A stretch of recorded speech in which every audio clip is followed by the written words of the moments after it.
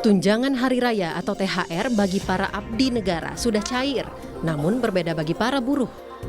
Pasalnya, Kementerian Ketenagakerjaan memperbolehkan pengusaha menunda pembayaran THR ke pekerja. Selain itu, pembayaran THR juga boleh dicicil.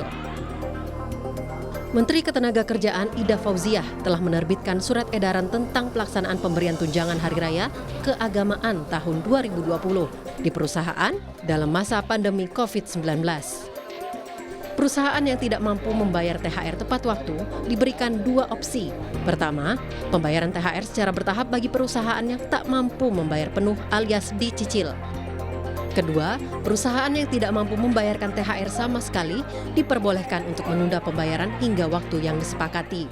Meski demikian, perusahaan perlu berdialog dengan pekerjanya terlebih dahulu untuk mencapai kesepakatan tersebut.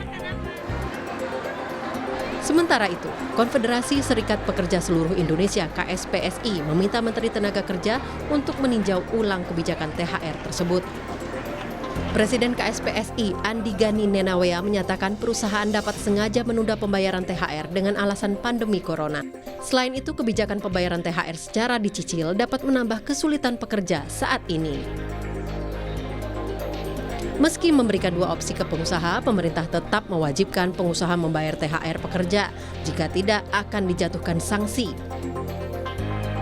Berdasarkan pasal 8 Peraturan Menteri Tenaga Kerja Nomor 20 Tahun 2016, THR keagamaan wajib dibayarkan paling lambat 7 hari sebelum Hari Raya Keagamaan.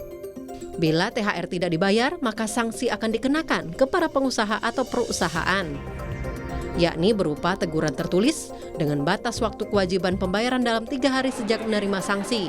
Kemudian jika melewati batas tersebut, akan ada pembatasan kegiatan usaha.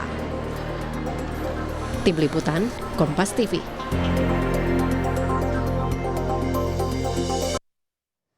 Saudara, para buruh seperti terus diuji di tengah pandemi corona dan sepanjang bulan Ramadan ini. Apakah sudah ada kesepakatan-kesepakatan yang win-win solution sebenarnya antara pengusaha dengan serikat pekerja mewakili para buruh di seluruh Indonesia? Kami coba membahasnya pagi ini. Ada Presiden Konfederasi Serikat Pekerja Seluruh Indonesia atau KSPSI, Bang Andi Gani Nenawea. Bang Andi, selamat pagi. Pagi Mas Bayu, apa kabar? Kabar baik, terima kasih sudah bergabung melalui daring atau Zoom sekarang. Dan juga ada Wakil Ketua Kadin Bidang Ketenagakerjaan yang juga adalah Ketua APindo, Asosiasi Pengusaha Indonesia, Pak Anton Supit. Pak Anton, selamat pagi juga. Pagi, Mas Bayu. Ya. Pagi, Pak Anton. Pak Anton bisa dengar suaranya Bang Andi ya? Bisa. Oke, kita ngobrol saja berkaitan dengan makin mendekati Hari Raya nih. Kita berharap THR bisa ketemu titik temunya begitu lewat Pak Anton sama Bang Andi Wea. Saya ke Pak Anton dulu. Banyak kemudian surat edaran dari Menteri Tenaga Kerja bahwa THR kali ini karena pandemi corona bisa dicicil dan ditunda, membuat ini menjadi alasan katanya Pak Anton bagi pengusaha untuk kemudian justru tidak memberikan THR. Ada tanggapan mengenai Pak Anton? Jadi Mas Bayu, Pak Andi, saya kira hasil keputusan Menaker ini atas dasar kesimpulan tripartit, di mana unsur buruh juga ikut. Jadi keputusan itu dalam konteks dengan suasana pandemi. Pertama-tama kami sangat prihatin dengan keadaan buruh dalam kondisi sekarang ini. Dan saya kira bukan cuma buruh, tetapi pekerja informal seperti Gojek dan lain-lain. Itu barangkali lebih parah juga ya. Tahu sendiri. Jadi saya kira persoalan utama jangan bergeser kepada THR dan lain, tapi persoalan utama adalah makin cepat kita mengatasi pandeminya, itu daya tahan perusahaan akan lebih baik sehingga secepatnya bisa diantisipasi, semua bisa bekerja lagi. Saya kira ini substansi paling utama. Tapi hari ini karena kita bicara THR, ya saya pikir begini, THR ini kalau saya lihat secara umum perusahaan itu yang betul-betul mampu membayar dalam kondisi sekarang mungkin 2-30% saja. Ini yang betul-betul. Saya kemarin cek satu perusahaan yang sangat besar, karyawannya 110.000 orang. You bayar THR? Nah, saya bayar THR. Tetapi setelah itu dan sekarang lagi proses PHK 22.000 orang. Jadi kita tidak punya banyak kemewahan antara THR dan bagaimana kelangsungan perusahaan. Tetapi saya sependapat bahwa sebenarnya dalam SK itu juga ditekankan itu bipartit yang paling baik. Karena yang paling tahu kondisi perusahaan itu adalah serikat pekerja atau serikat buruh atau PUK di dalam pabrik itu. Jadi paling bagus kalau memang mereka bisa berunding bersama dan bahwa ada satu dua atau beberapa pengusaha yang tidak benar saya setuju. Sebaliknya di kalangan buruh juga ada seperti itu. Jadi kita jangan jadi Pak Anton, ya. Saya potong sedikit. Jadi ada yang masih mampu membayar tapi sangat sedikit. Nah, yang tidak mampu membayar THR ini kan banyak. Apakah kemudian dialog tripartit ini antara pengusaha, serikat buruhnya itu bisa terjadi atau selama ini sudah terjadi yang dipantau oleh Pak Anton begitu di banyak perusahaan? Karena saya juga tahu berarti kan datanya banyak sekali yang tidak membayarkan THR begitu. Apa itu kesepakatannya? Jujur saja, ini kita dalam kondisi begini tidak mungkin kita memantau semua lah. Saya bicara jujur aja Mas Bayu. Ya. Tetapi dari keluhan yang masuk, sebenarnya gini, kalau saya ingin sebenarnya mengajak juga Mas Andi, bahwa dengan COVID ini, marilah kita bersama-sama melihat ke depan. Ini ibarat kapal ini sedang bocor, mau tenggelam atau mau diselamatkan, seperti itu kan. Nah, jadi kita melihat harus case by case. Bagi perusahaan yang tidak mampu bayar, bukan karena dia tidak memang attitude-nya jelek, barangkali gaji pun sudah tidak mampu bayar. Karena bagaimana perusahaan yang dalam beberapa bulan ini tidak ada pemasukan tapi ongkos keluar terus. Nah, ada yang barangkali mampu yang tidak mau bayar, itu cerita lain. Itu yang barangkali kita bisa tolong Mas Andi aja yang tertibkan itu. Tetapi kalau yang baik kita meratakan, itu capi semua ini Mas. Nah, ini yang kita mengerti mengenai SK Menteri itu adalah seperti itu, bahwa pada akhirnya biasakanlah kita dipartit karena mereka yang paling tahu itu. Ya, baik Pak Anton. Saya pindah dulu ke Bang Andi. Bang Andi, komentarnya bahwa yang dikhawatirkan oleh organisasi-organisasi buruh seperti yang Anda pimpin, yang nakal-nakal ini maksudnya atau seperti apa, Bang Andi? Dari awal saya menolak keras keluar surat edaran Menaker mengenai penundaan atau pencicil THR. Karena yang terjadi sekarang Mas Bayu, ada puluhan aksi unjuk rasa sporadis di beberapa daerah, terjadi di Sukabumi, terjadi di Jawa Timur, dan terjadi di beberapa Sumatera. Laporan yang masuk ke KSPSI dan MPBI. MPBI merupakan wadah 3 konfederasi buruh terbesar, yaitu KSPSI saya, KSPI Said Iqbal, dan KSPSI Eli Rosita Silaban. Kami punya 73 laporan yang sudah masuk ke kami, ke DEX pengaduan THR. Ketika ada aksi unjuk rasa sporadis, pengusaha tiba-tiba bisa membayar 100%. Nah, dari awal saya sampaikan kepada Menaker, sebelum mengeluarkan SE ini, harus dipikirkan kalau ada pengusaha yang memanfaatkan celah ini. Saya setuju dengan Pak Anton, tidak semua pengusaha seperti itu, tapi kalau memang ada yang seperti itu, tentu pemerintah harus menindak dengan tegas. Saya, Mas Bayu, saat ini memimpin buruh di ASEAN, yaitu ASEAN Trade Union Council. Kita berkomunikasi dengan Singapura, Malaysia, Vietnam yang mengalami hal yang sama. Dan pemerintah betul-betul menjaga komunikasi dengan baik dengan konfederasi buruh ketika ingin mengeluarkan sebuah regulasi. Karena harusnya yang adil adalah perusahaan mengeluarkan audit. Tidak perlu audit yang sangat ketat atau audit forensik keuangan perusahaan. Audit yang tentu yang serikat pekerja juga mengerti kondisinya seperti apa. Banyak pabrik masih berproduksi. Tapi juga kita tidak menutup mata ada pabrik yang betul-betul stop produksi karena sudah tidak ada bahan baku produksi. Kami sudah menginstruksikan kepada unit-unit PUK, pimpinan unit kerja, agar melakukan perundingan bipartit. Karena yang paling tahu adalah serikat pekerja setempat. Serikat pekerja yang ada di pabrik tersebut. Apakah masih berjalan? Karena banyak buruh yang tidak menikmati kemewahan WFA. Tidak mungkin WFA pabrik sepatu, tidak mungkin WFA di pabrik tekstil. Dan mereka tetap bekerja dengan shift yang ada. Itu banyak terjadi dan itu yang kami katakan kepada pemerintah dengan physical distancing yang diminta oleh pemerintah kepada masyarakat.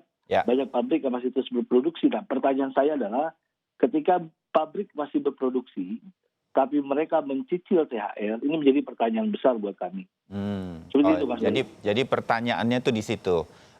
Tentu serikat pekerja di masing-masing perusahaan, pabrik atau apa pasti melihat langsung kan pabriknya atau perusahaannya masih berproduksi atau tidak. Sementara yang tidak diinginkan adalah kalau pabriknya masih berproduksi, tapi bagaimana kalau produksinya tidak normal begitu? yang dimaksudkan oleh Serikat Pekerja kalau memang tetap normal, tentunya jangan mencicil atau bahkan menunda THR. Begitu Bang Andi? Ya, kami mempunyai data lengkap, Mas Bayu, mengenai perusahaan yang masih 100% berproduksi, ada yang 70%, ada yang 30%, bahkan kami juga mempunyai data ada yang berhenti berproduksi karena bahan baku kan dari luar negeri, Mas Bayu. Ya. Nah, manufaktur ini banyak sekali luar negeri dan mereka terhenti pengiriman bahan baku.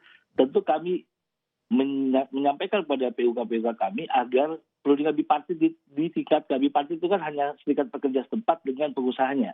Ya. Bipartit itu melibatkan pemerintah sebagai mediator. Nah, itu akan sangat lebih efektif kalau perusahaan menunjukkan bukti audit kepada serikat pekerja bahwa memang saat ini kami tidak bisa membayar atau mencicil, dan dengan bukti audit ini mempunyai meningkatkan kepercayaan serikat pekerja kepada pengusaha itu sendiri. Sebelum saya nanti ke Pak Anton lagi, tapi sebetulnya Serikat Pekerja juga mengerti bahwa kondisi para pengusaha sekarang memang tidak normal dan situasi pandemi corona ini memang membuat banyak perusahaan yang kemudian tidak berproduksi, itu dimengerti begitu. Tapi semua juga tahu bahwa kondisi pandemi ini kan dialami bukan hanya oleh pengusaha, juga oleh buruh dan semua usaha, tetapi jangan sampai ada celah-celah yang dimanfaatkan oleh pengusaha-pengusaha yang tidak bertanggung jawab. Tidak semua pengusaha seperti itu, tapi memang kenyataannya ada. Ketika saya sampaikan tadi di awal bahwa ketika terjadi aksi sporadis unjuk rasa di pabrik setempat, nyatanya pengusaha mampu untuk membayar THR 100%. Nah, ini yang kita hindari, jangan ada gejolak sosial, Mas Bayu. Kalau itu terjadi hampir di semua pabrik, ini yang sangat berbahaya. Baik, saya ke Pak Anton. Pak Anton, kalau misalnya Serikat Pekerja begitu butuh audit, artinya saya membacanya adalah keterus-terangan, transparansi begitu, bahwa betul kami sebagai pengusaha, perusahaan kita semua ini, kalau saya seorang pengusaha kepada buruh begitu, ini bahwa kami sudah tidak berproduksi dan segala macam, itu bisa dilakukan. Dialog transparan seperti itu di situasi seperti ini bisa dilakukan sehingga semua orang bisa mengerti dan terang benderang, Pak Anton? Saya kira itu yang paling baik, memang kita berterus terang, transparan. Ini begini, Mas. Kasus yang kita hadapi ini seperti, ya kita tidak samakan dengan tsunami, tapi kira-kira seperti itulah analognya. Seperti gedung lagi berdiri, hotel berdiri, tiba-tiba datang air bah begitu, ya bagaimana besoknya? Jadi kalau lihat neraca kapan ini kan? Kalau bulan Desember masih bagus. Tetapi setelah masuk Februari, Maret, nah ini yang jadi persoalan. Kalau karena itu, jadi begini aja. Daripada kita berdebat sesuatu yang nanti tidak ada ujung pangkal. Yang mengeluh ke Mas Andi kan 73 perusahaan. Itu saja yang difokuskan. Kedua, kalau parameter di demo baru bayar, saya kira kalau saya ke Mas Bayu pun sekarang saya demo dan saya nodong, Mas Bayu bayar saya juga, termasuk Mas Andi. Loh Mas Andi kalau ditodong orang juga pilih nyawa apa? Ini kan ngomong fairnya begitulah. Tapi persoalan, kalau bilang pabrik masih produksi adalah ukurannya, untuk sepatu, garment yang ekspor oriented, dan umumnya yang lain, sudah terikat order dan jadwal katakanlah pengiriman barang, shipping. Saya monitor itu mulai bulan Juni-Juli itu order drop 70%. Karena itu yang saya bilang tadi, ada satu pabrik yang sangat besar dengan 110.000 pekerja, langsung PHK 22.000 orang. Ke depan dia menunggu lagi ini. Nah sekarang Mas Andi yang saya ingin tanya, apakah kita hanya melihat titik ini saja, ini harus mutlak, harus dibayar dengan catatan perusahaannya ini tutup total? Karena begini, satu contoh yang sosek. Perusahaan yang 9.000 orang karyawan itu sebulan saja dia mesti bayar 6-7 miliar. Jadi yang mengenai BPJS Kesehatan dan tenaga kerja. Nah kewajiban-kewajiban ini kalau semua dibebankan, ini kan ambil dari mana ini kan? Nah oleh karena itu yang paling tahu keadaan di dalam adalah serikat pekerja yang ada di dalam pabrik atau perwakilan perburuhan. Begitulah berunding. Jadi begini, kalau ada yang kasus terangkat 73 perusahaan, itu saja yang kita kejar. Karena belum tentu juga 73 itu memang brengsek semua. Karena kembali tadi itu kan setelah di demo dia bayar. Nah jadi gini, ini sebenarnya kita tahu semua. Situasi ini betul-betul serius. Kalau kita membiarkan begini, saya khawatir yang kita akan potong nih angsa yang sedang bertelur. Yang kebetulan lagi berhenti telur sekarang ini. Tapi kalau itu terjadi, Mas. Satu contoh gini aja lah, saya kasih ilustrasi. Satu konsultan dunia yang terkenal, saya tidak sebut namanya, dipesan oleh satu perusahaan multinasional yang pusat bukan di Indonesia, di luar negeri. Dia menganalisa China. China itu ekonominya menciut 35%. Ya. Dan untuk recovery, dia recovery-nya dari penyakit memerlukan 3 bulan. Yang sekarang masih ada muncul 1-2 case ya. Ya. Nah, tapi untuk mengejar sampai situasi 90% keadaan China sebelumnya membutuhkan 9 bulan. Akhirnya total setahun. Nah, Indonesia menciutnya berapa persen? Saya kira tidak akan lebih baik dari China. Dengan nanti menciut ke depan ini, nasib karyawan bagaimana ini? Justru itulah yang kita ingin mempertahankan. Ya tentunya ada hal-hal yang ketidakpuasan, ada 1-2 perusahaan juga yang mampu tapi tidak mau, ya itulah yang jadi subjek kita lakukan kepada pemerintah. Tetapi jangan ulah 1-2 orang ini digeneralisasi sehingga perusahaan sekarang ini suasana kebatinan kita ini mau tutup atau mau terus ini. Ya. Kita sudah tidak ada kemewahan ini mau lebih untung sedikit atau untung banyak. Ini sekarang bleeding ini kita stop atau tidak. Baik. Jadi jangan kita main-main dengan segala euforia yang seperti biasa, pokoknya kita demo dan seterusnya. Ini ekonomi bangsa yang akan hancur ini, Mas. Baik, jadi saya mengertinya begini Pak Anton, bahwa oke, kalau kita ingin menyelamatkan THR, bisa jadi perusahaannya juga tidak akan selamat. Sekarang ingin diselamatkan perusahaannya, sehingga kalaupun THR-nya ditunda, tapi perusahaannya dan para buruhnya masih bisa tetap bekerja atau tidak di PHK. Bang Andi akan menjawab situasi dilematis ini usai jeda, tetap bersama kami.